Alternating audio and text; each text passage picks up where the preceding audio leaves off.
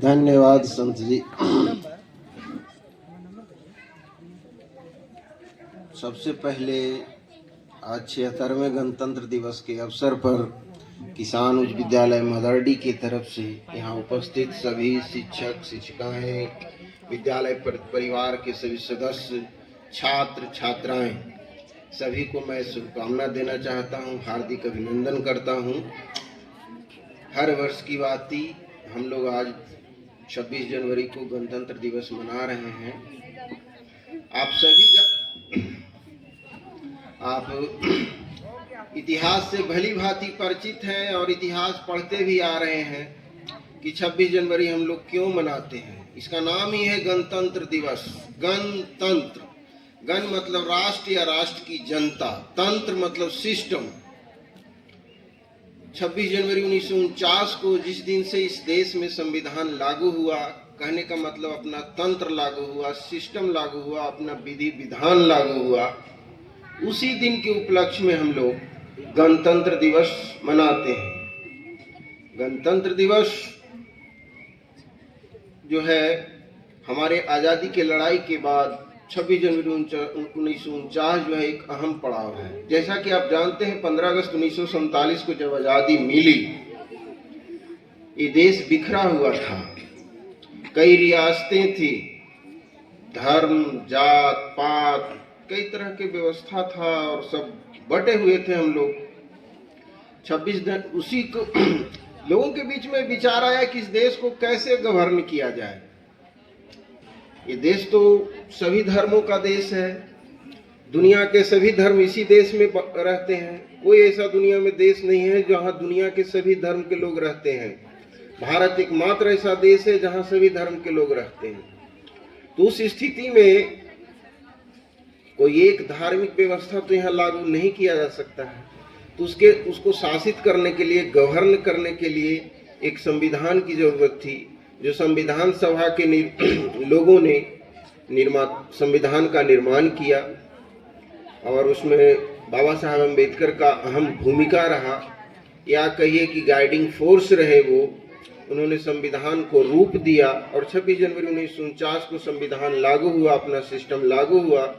तो उस दिन से हम लोग गणतंत्र दिवस मना रहे हैं। ये 76वां गणतंत्र दिवस है।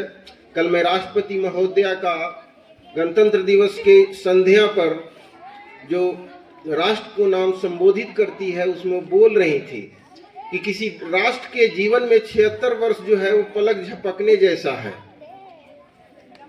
किसी राष्ट्र के जीवन में 76 वर्ष जो है वो ऐसे ही माना जाएगा कि हमने पलक झपकाया। लेकिन इसका मतलब ये नहीं, उनका कहना था कि इसका मतलब ये नहीं कि 76 वर्ष हम लोग के लिए बहुत कम है। हमने 26 जनवरी 1949 को संविधान लागू किया, तो लागू करने के बाद मैंने उसको कितना माना, कितना अपने जीवन में उतारा, हमारे राष्ट्र के लोगों ने कितना उस पर चला और उस पर चलकर हम कहां तक पहुंचे, उसको आकलन करने का भी दिन है। 15 अगस्त और 26 जनवरी इसलिए भी मनाते हैं कि हमारे जो स्वतंत्रता संग्राम में जो स्वतंत्रता सेनानियों ने भाग लिया, उनको इस देश के प्रति क्या जज्बा था उसको भी हम याद करें, उनको भी नमन करें। अगर उनको हम ये स्वतंत्र फिजा में हम सांस ले रहे हैं तो उनका ही योगदान है। तो स्वतंत्र फिजा में हम सांस ले रहे हैं तो उनको तो याद करना ही पड़ेगा। हमको उनको याद करें। और उन्होंने जो सपनों का भारत देखा, उनका सपना का जो भारत था, वो सोचते थे कि कैसी भारत होनी चाहिए, दुनिया में इसकी क्या स्थान होनी चाहिए, दुनिया में भारत की बात सुनी जानी चाहिए। तो उस सपना को पूरा करने के लिए हम उन स्वतंत्रता सेनानियों के बताए हुए मार्ग पर चलें और अपने कर्तव्य का निर्वहन करें। मेरा मानना है कि हर व्यक्ति अपना कर्तव्य का ईमानदारी और निष्ठा से निर्वहन करेगा तो किसी को कुछ कहने की जरूरत नहीं है। देश अपने आप आगे बढ़ेगा और विश्व के अग्रणी पंक्ति में खड़ा रहेगा। हमारा देश का नाम लिया जाएगा, पूरी दुनिया में नाम लिया जाएगा। ऐसे भी भारत जो है विविधताओं का देश है, तरह तरह के रंग बिरंग के लोग यहाँ रहते हैं, अलग धर्म के, अलग जाति के, अलग परंपरा के, अलग कल्चर का। कहा जाता है कि यहाँ कोस 1.5 कोस में पानी बदल जाता है। यहाँ 3 कोस में वाणी, 3 कोस के बाद भाषा बदल जाता है। तो अलग अलग रंग रूप के लोग रहते हैं, लेकिन सबका जज्बा एक ही है कि भारत जो है वो विश्व गुरु बने। अपना जो अतीत है, सोने की चिड़िया माना कहा जाता था, उस अतीत को प्राप्त करे। और उस अतीत को कैसे प्राप्त करेगा? जब हम अपने कर्म को करेंगे, अपने कर्तव्य के प्रति सजग रहेंगे। एक प्रचलन सा है इस देश में, हर व्यक्ति जो है अपने अधिकार की बात तो करता है कि मेरा ये अधिकार है, लेकिन वो अपना कर्तव्य की बात नहीं करता कि इस देश के प्रति आपका क्या कर्तव्य है। आप देश से केवल लेने की मत सोचिए, आपने इस देश के लिए क्या किया ये भी सोचिए। और देश के लिए करने के लिए कहीं जाना नहीं पड़ता है।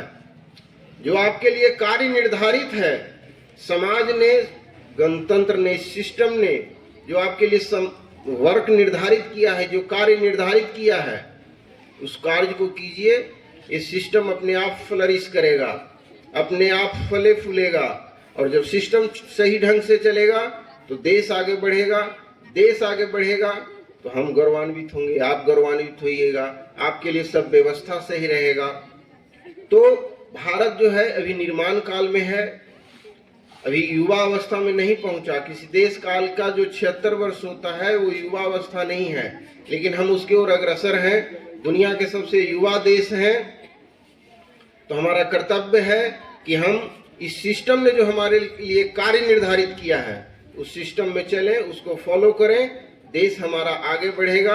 और क्या कहते हैं उसको, जब तक ये दुनिया रहेगा, ये देश का परचम, अभी संत जी कह रहे थे कि झंडे की शान में भी 2 बात कही है।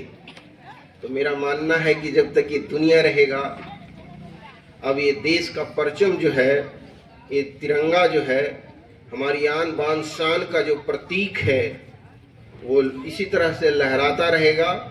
और इसमें अगर कोई बाधा आएगा तो हम इस देश के नागरिक का, आने वाले फ्यूचर का, आने वाले जनरेशन का एक कर्तव्य है कि इसके लिए अपना जान भी दें और इसको इसी तरह से दुनिया में लहराता हुआ हम देखते रहें।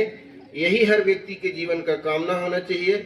सबसे हम यही उम्मीद करेंगे कि गणतंत्र दिवस के अवसर पर एक प्रण लीजिए कि ये गणतंत्र, ये सिस्टम ने जो हमारे लिए कार्य निर्धारित किया है उसको हम 100% नहीं तो उस पर चलने की कोशिश जरूर करेंगे। और जब हम चलेंगे तो हमारा देश जो है वो विकसित देशों की पंक्ति में आ जाएगा, अग्रणी हो जाएगा। इन्हीं सब चंद बातों के साथ मैं एक बार फिर से 76वें गणतंत्र दिवस का सबको शुभकामना देता हूं। और एक बार हमारे साथ सभी लोग बोलिए, भारत माता की, भारत माता की, महात्मा गांधी की, सुभाष चंद्र बोस की, बाबा साहब अम्बेडकर की, जवाहरलाल नेहरू की, और अंत में जय भारत, जय हिंद। धन्यवाद।